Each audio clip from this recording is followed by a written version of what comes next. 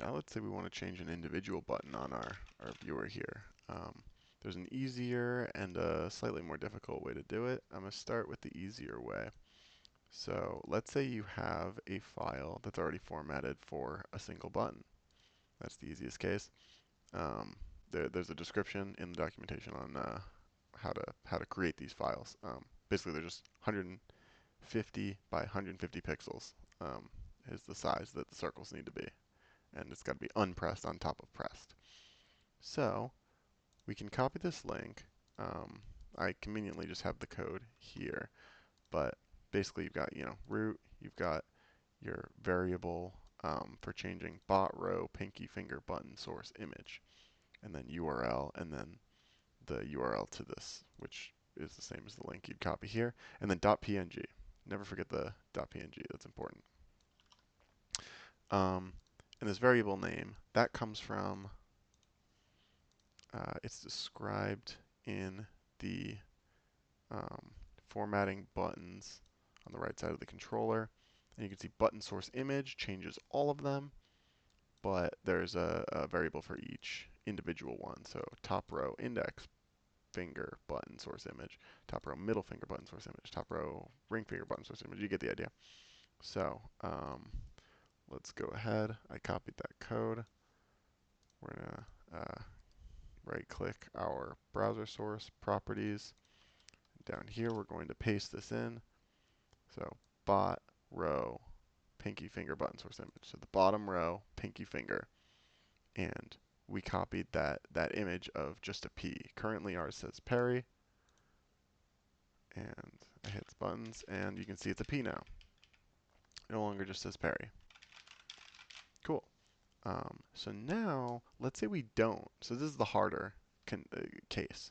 Let's say we don't have a nicely formatted single button like this. Let's say we want to take a button from, this. Let's say we want this dashing guy. Okay, so I can copy the link,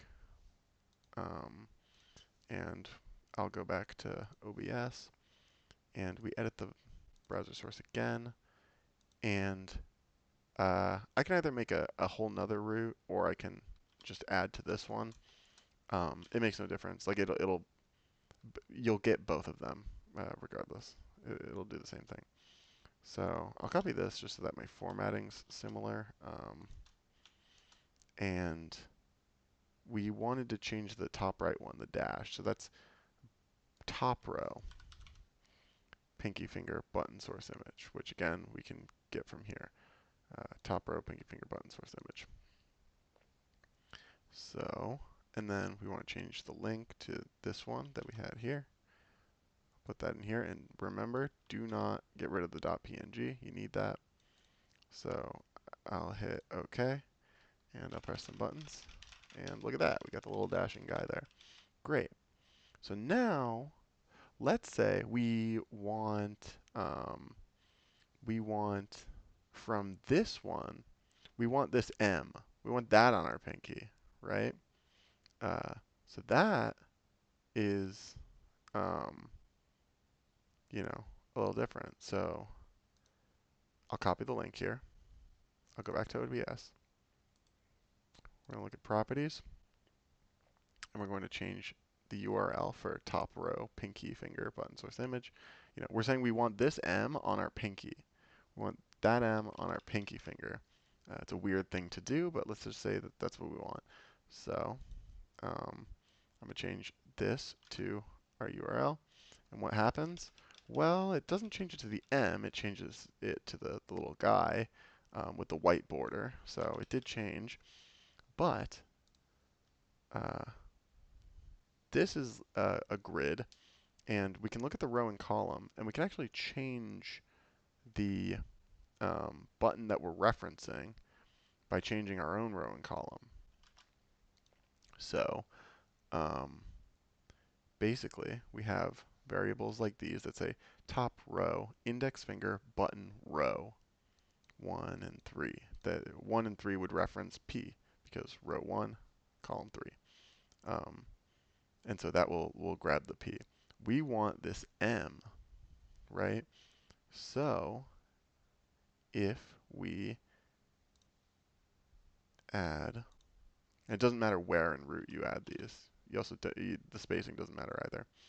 But we wanted what? We want to change our pinky. So top row pinky finger,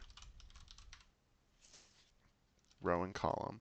So 1, 3 would refer to P, but we want the M.